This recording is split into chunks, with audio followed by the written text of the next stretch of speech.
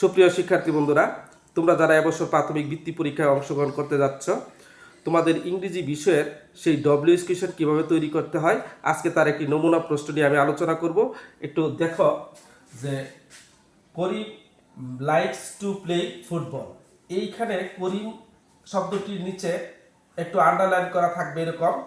তো আমাদের করিমটা লক্ষ্য করতে হবে, করিমটা কি ব্যক্তিবাচক না বস্তুবাচক। যেহেতু এটা ব্যক্তিবাচক, তাহলে তুমি অবশ্যই করিম এর স্থলে হো লিখে যেমন লাইকস টু প্লে ফুটবল এগুলি ঠিক রাখবে, তারপরে একটি প্রশ্নবোধক চিহ্ন ব্যবহার করবে, তাহলে তোমার তৈরি হয়ে গেল ডব্লিউএস কোয়েশ্চেন। দ্বিতীয়ত বাক্যটি ছিল বি নাম্বারে, দেখো সাবিনা ওয়েন্ট টু মার্কেট, অর্থাৎ সাবিনা কোথায় গিয়েছে। আমরা স্বাভাবিকভাবে এটা এরকম চিন্তায় আসা যায়। তো আমাকে কি করতে হবে, কোথায়, তাহলে হোয়ারটা চলে আসে স্বাভাবিকভাবে, ডব্লিউ যুক্ত ওয়ার্ড। সেখানে আমরা গত ক্লাসে তোমাদেরকে কিছু ডব্লিউ যুক্ত ওয়ার্ড দেখিয়েছিলাম, সেখানে এই ডব্লিউ যুক্ত ওয়ার্ডগুলার একটি হলো হোয়ার। তাহলে এখানে আমাকে কি বলতে হবে, হোয়ার লিখতে হবে। তাহলে কি লিখবো আমি প্রথমেই, হোয়ার। তো হোয়ার, তারপরে একটু খেয়াল করতে হবে, দেখো এখানে বলা ছিল ডব্লিউএস কোয়েশ্চেনের গঠন অনুযায়ী প্রথমে আমাকে কি করতে হয়, ডব্লিউ যুক্ত ওয়ার্ড, তারপরে অক্সিলারি ভার্ব, তারপরে সাবজেক্ট, তারপরে ভার্ব। কিন্তু এখানে আমার অক্সিলারি ভার্ব দিতে গেলে এখানে দেখো ওয়েন্ট রয়েছে, অর্থাৎ ভার্বের 2 নং রূপ, অর্থাৎ বাক্যটি পাস্ট ইনডিফিনিট টেন্সে রয়েছে। তাই আমাকে এটা ইন্টারোগেটিভ করার জন্য ভার্ব টু ডো থেকে আমাকে অক্সিলারি ভার্ব আনতে হবে। ভার্ব টু ডোর মধ্যে রয়েছে ডো, ডিড, তারপরে আছে ডাস। যেহেতু এটি পাস্ট ইনডিফিনিট টেন্স, সে কারণে আমি ডিডকে ব্যবহার করব। তো হোয়ার ডিড সাবিনা গো, অর্থাৎ হোয়ার ডিড সাবিনা গো, সাবিনা কোথায় গিয়েছিল, প্রশ্নটি তৈরি হয়ে গেল।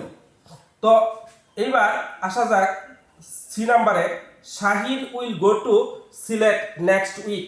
অর্থাৎ এর বাংলাটা এরকম যে শাহিন পরবর্তী সপ্তাহে সিলেট যাবে, এখনো যায় নাই, সে যাবে পরবর্তী সপ্তাহে। তাহলে কখন, এখানে আমাদের লক্ষ্য করতে হবে সময়ের কথা বলা হয়েছে এখানে। তাহলে সময় সম্পর্কে জানতে গেলে আমাকে ডব্লিউএস কোয়েশ্চেনের ডব্লিউ যুক্ত ওয়ার্ড হোয়েনকে ব্যবহার করতে হবে। এইবার আমাদের ডব্লিউ যুক্ত ওয়ার্ড নির্ণয় করা হয়ে গেল, তারপরে আমাকে কি করতে হবে, অক্সিলারি ভার্ব ব্যবহার করতে হবে। এখানে আমার অক্সিলারি ভার্ব খোঁজার কোনো প্রয়োজন নাই, যেহেতু এখানে আমার অক্সিলারি ভার্ব হিসেবে উইলকে ব্যবহার করা হয়েছে, তাহলে আমি এটাই ব্যবহার করব। এখানে উইল দিলাম। তারপরে সাবজেক্ট হচ্ছে কেনা, এখানে দেখো সাবজেক্ট হিসেবে আসছে শাহিন, তাহলে আমি এখানে শাহিন ব্যবহার করলাম। তারপরে কি ব্যবহার করব, মূল ভার্ব। এই যে দেখো মূল ভার্ব গো, পরে এখানে টু সিলেক্ট, অর্থাৎ নেক্সট এর আগ পর্যন্ত, অর্থাৎ যেই আন্ডারলাইন করা শব্দটুকু ছিল তার আগ পর্যন্ত আমি লিখে ফেললাম। তাহলে এখানে একটা কি দিব, প্রশ্নবোধক চিহ্ন দিব। তাহলে আমাদের কি তৈরি হয়ে গেল, when will Shahin go to Sylhet, অর্থাৎ শাহিন কখন সিলেট যাবে। এইবার দেখো ডি নাম্বারের যে প্রশ্নটা আছে, যে দ্য পিকচার ইজ বিউটিফুল, অর্থাৎ ছবিটি খুব সুন্দর, মানে ছবিটি সুন্দর। দ্য পিকচার ইজ বিউটিফুল অর্থ হলো ছবিটি সুন্দর। তাহলে এখানে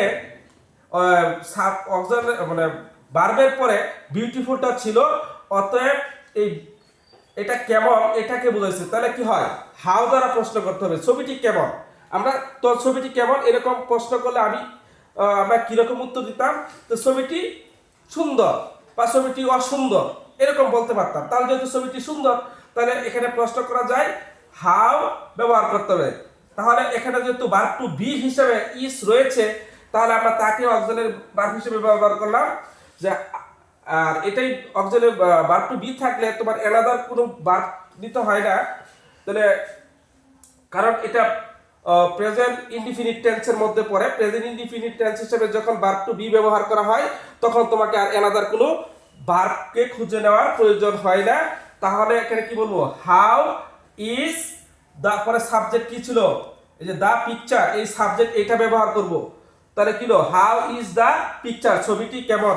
আর বিউটিফুল কিন্তু ব্যবহার করা যাবে না, যেখানে দাগ দেওয়া যে শব্দগুলো আছে সেগুলি আর তোমাকে প্রশ্ন করার সময় ব্যবহার করতে তুমি পারবে না, এটা কিন্তু খেয়াল রাখতে হবে। ওই শব্দটা একেবারেই ব্যবহার করা যায় না। দে কেম টু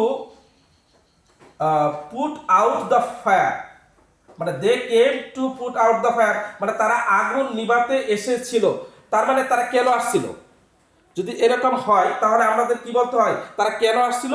আমরা বলবো তারা আগুন নেভাতে আসছিল। তাহলে কেন? দেখো প্রাসঙ্গিকভাবে কেন শব্দটা আসে, সেই ক্ষেত্রে আমাদের কেন শব্দটার ইংরেজি হলো হোয়াই, অতএব ডব্লিউযুক্ত ওয়ার্ড হচ্ছে হোয়াই, আর এখানে আমি কি ব্যবহার করলাম? হোয়াই ব্যবহার করে ফেলছি। তাহলে এইবার ডব্লিউ কোয়েশ্চনের গঠন অনুযায়ী আমার এখানে একটা অক্সিলারি ভার্ব লাগবে, কারণ এখানে দেখো, তুমি খেয়াল করে দেখো, এটা হচ্ছে পাস্ট ইনডিফিনিট টেন্স। কারণ পাস্ট ইনডিফিনিট টেন্সের অক্সিলারি ভার্ব হিসেবে আমাকে ডিডকে দিতে হবে, কারণ এটা ভার্বের 2 নাম্বার রূপ।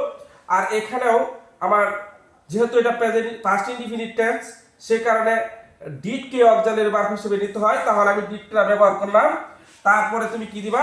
সাবজেক্ট। তাহলে সাবজেক্ট দিলাম দে, তারপরে কি এখানে ভার্ব হিসেবে কি ছিল? কেম। আর এখানে কেম ব্যবহার করতে পারবে না তুমি, অবশ্যই সেখানে কি করতে হবে?